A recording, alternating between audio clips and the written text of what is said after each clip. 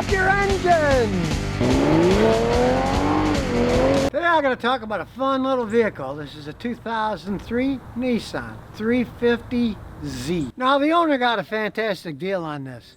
He traded a Kia Optima for this car when it had only 90,000 miles on it. The previous owner, well, guess what? His wife got pregnant, a kid's coming along, no more two-seat sports car, they needed a four-door. So this is a perfect example of one man's loss is another man's gain.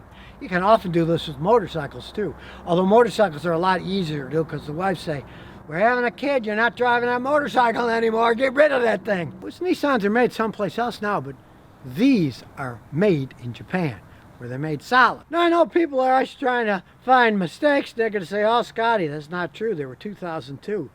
Ah, here's the rub. They did build them in 2002, but they marketed them as 2003. The Japanese have often done that with some of their cars. Mazda did that in the past a lot. So this is the first one they made, and boy, did they hit it right on these. They have a very solid V6 engine, puts out 287 horsepower. The vehicle can go 155 miles an hour. It's a very reliable sports car. Now granted, they do come with hoods, and this did come with a hood when he bought it, but it got damaged, so he's working on getting another hood. But to the credit of this car itself, hey, he didn't have to touch the engine, didn't have to touch the transmission. Everything on it worked perfectly fine when he bought it. Planning on modifying things, he's already modified the exhaust. He didn't have to though. There's still many solid, reliable 350Zs out there. If they haven't been wrapped around telephone poles, they are very fast. And being rear-wheel drive, guys love drifting these things. Now let's start it up and see what it sounds like. Yeah, the seat's a little worn for wear, but hey, you can fix that too if you want. Start her up. And as I mentioned previously, he's messed with the exhaust so it's louder.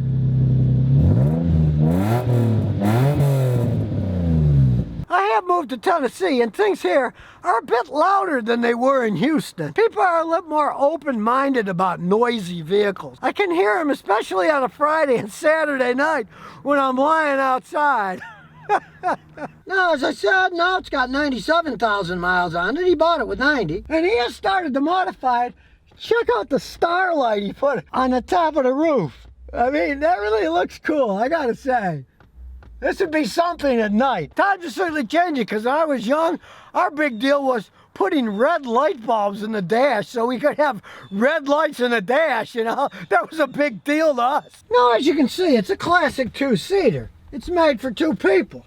The back is just to haul stuff, and since it's kind of a hatch, there's room to haul stuff. But they're very comfortable seats. They fit you well. They're great for zooming around in. And if you check down here, you'll see, I believe he's adding nitrous to it. A little boost there with the nitrous button.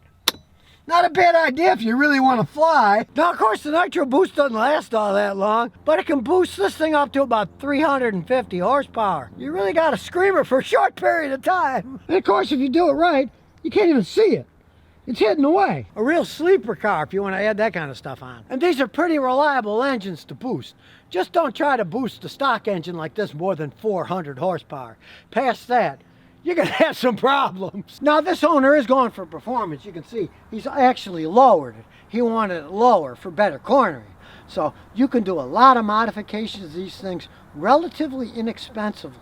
Just like the car itself, they're still relatively cheap.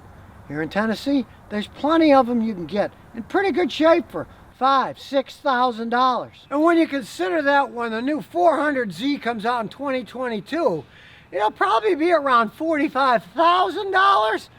You get one of these babies for $5 grand or so, you can play around with it a lot and have a lot of fun for a lot less money than that. Start it up and take it for a ride. Now that we're in a nice, safe area with no people, no houses, no anything, let's see what this thing can do.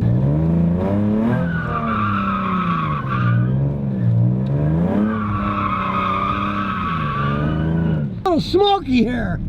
As you can see, you can have a lot of fun for a little bit of money. I didn't even care with these fancy aftermarket wheels. There's so much aftermarket for this stuff.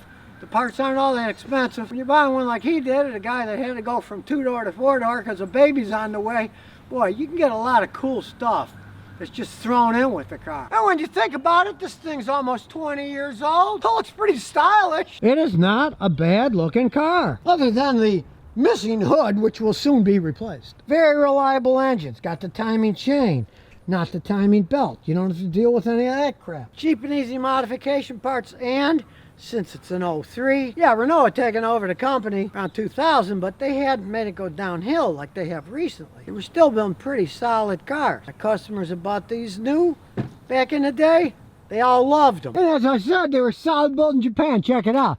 Even the plastic in the dash, it's not cracked. It's dusty because it needs cleaning, but it's not cracked, even though it's almost 20 years old. I've seen guys with Chevys that are 3 years old and the dash is already cracking.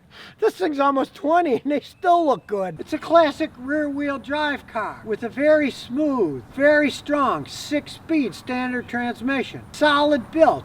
It's almost 20 years old. It still works smoothly. The Japanese were always a master at building these things when they were still making them in Japan. So now you know the truth about this 350Z. How one man got a great deal by trading a Kia Optima for this thing. And now as for me, I gotta start setting up my second garage here to get some work done. Stay tuned. And here's some bonus questions and answers. Now, it's come to my notice that a lot of people don't understand the changing technology of cars. Since they've changed so much, it's very important that you use the correct oils and lubrications for everything. Just don't go out and buy the cheapest thing you can get your hands on. You want to get the correct oil, whether it's engine oil, transmission oil, differential oil. You want to make sure you get the right oil. And here's a perfect example of a problem I saw the other day. A customer with a Honda that was all-wheel drive, front and rear. Well, this particular one, the rear differential was extremely critical that you use the correct Honda oil and keep it clean. Because the problem with some of these all-wheel drive Hondas are, they got a special rear differential. Uses a special fluid. It has all kinds of clutch packs in it. If you either use the wrong fluid or don't change it frequently enough, you get all this horrible noise, especially when you corner in them. And from my experience, the only place that even sells the oil for that particular rear differential is Honda. Now, that's not all that expensive at the dealer, but you got to make sure you use the right fluid because things are changing around. They're not as simple as they used to be. For example, let's say you have one of those EcoBoost type engines. They have that new GF6 oil. You want to be using that oil. Now, you don't have to buy it from any particular manufacturer. A bunch of people are manufacturing it. But it has to meet that specification so that your engine doesn't carbon up, the timing chain lasts, the bearings don't get worn. Because there's a lot more pressure inside these GDI engines with turbochargers. So you want to make sure you make it last. And if you think about it, so what if you pay $2 a quart more for an oil? If it's going to make your $10,000 engine lasts longer, it's definitely worth doing.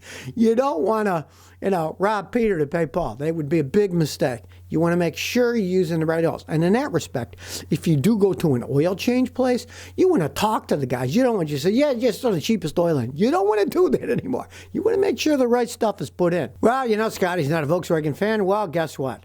Volkswagen just had to recall Jettas because they didn't tighten the engine fuel rail bolts enough. Now, the fuel rails, of course, hold the fuel injectors onto the engine. You do not want them to come loose and leak fuel and start a fire on your car. Now, as usual, the recall doesn't start until December 20th, which is a long time from now.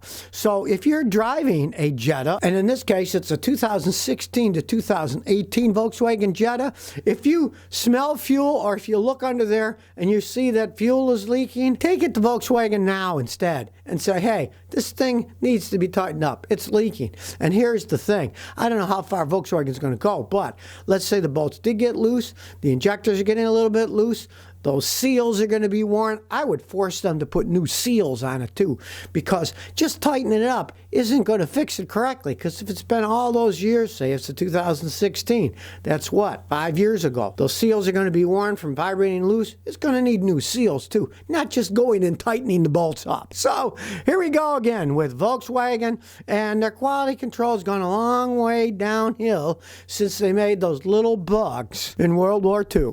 They really have gone downhill. There's no arguing it. They do sell a lot of cars because they don't cost much, and that's generally the way of the automotive world. The cars that cost the least generally sell the most because people don't want to spend that much money. And worldwide, Volkswagens are still a big commodity. So if you never want to miss another one of my new car repair videos, remember to ring that bell.